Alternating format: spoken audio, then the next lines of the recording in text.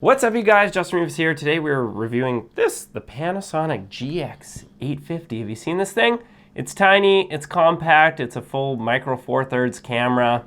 It's got a selfie screen, everybody's favorite. In fact, you can see it. If we take this off and do this, there we go, selfie! Woo! I think that's about as excited as I'm gonna get about this camera. Let's talk a little bit about it.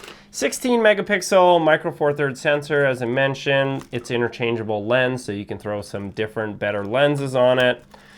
It's got the selfie screen, and other than that, it seems very similar at first glance compared to a lot of other Panasonic cameras, which if you guys have been following along, I've shot a lot of them, but there are some things that are driving me crazy about this camera. It's kind of been pitched a little bit as a great travel camera. And if you're in a situation where you're saying, I only have $550 US to spend on a travel camera, maybe it's a good option. But if you have any more money, there's lots of better options. Here, I'll tell you a little bit why. If you're a photographer, chances are you want a little viewfinder to be able to look through. Well, guess what? It doesn't have a viewfinder. Not the end of the world, because you've got this screen and you can work off that. But if you're semi-serious about photography and you got it because maybe you want to throw on a couple of better lenses and be able to take photos, like maybe you've got this gorgeous 12 to 35 millimeter, you don't have a viewfinder to be able to look through there. So you're going to have to look on your screen, which I think kind of puts it out for serious photographers. Maybe, maybe not.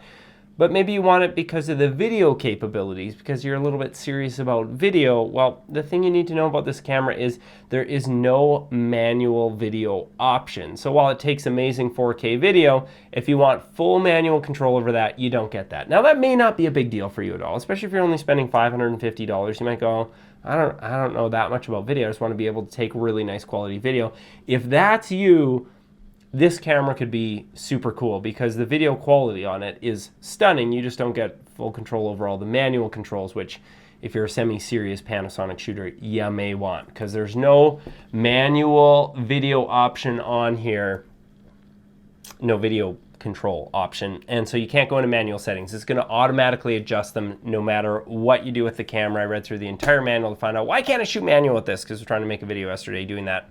You can't do it. But otherwise, you get all the fancy Panasonic features like 4K photos if you want, 30 photos per second at a reasonable, size to be able to capture those like special moments. Being that it's a bigger sensor, it's going to be pretty good at low light, which, can be handy. If you already have some Panasonic lenses, you might be thinking, hey, this will be a good option for me. But let's talk about maybe what are some better options as compared to this camera, because for $100 more, you can get the Panasonic LX10, which you can't change the lenses on it, but the lens that comes on it has this giant wide open aperture that's going to crush this thing at low light, plus make for those more beautiful blurry background photos, where you take a picture of the person and the background's blurry and it looks super nice.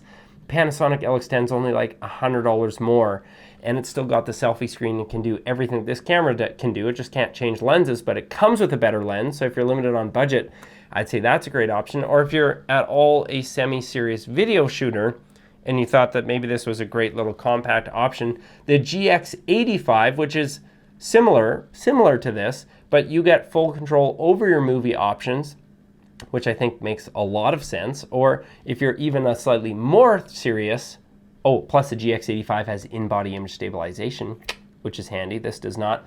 Or if you're a slightly more serious video person, you're probably going to want to look at the G85. Now, it's more money, and so it's in a slightly different price bracket, but you can plug a microphone into it to get more quality audio. It also has the in-body image stabilization. It's a little bit bigger, so, maybe not, but if you're really after a super compact, portable, high-quality camera for your travel, if you want to change lenses, I would say try and get the GX85 if you can afford it all, because it's going to give you a lot more flexibility. On the movie side, maybe you don't care about that, but your images and your photos are also going to be better because of the in-body image stabilization. If you can't afford that, maybe this is a good option, but if you can afford a little bit more, the Panasonic LX10 is going to be much better in lower light with that lens, provided you don't need to change it.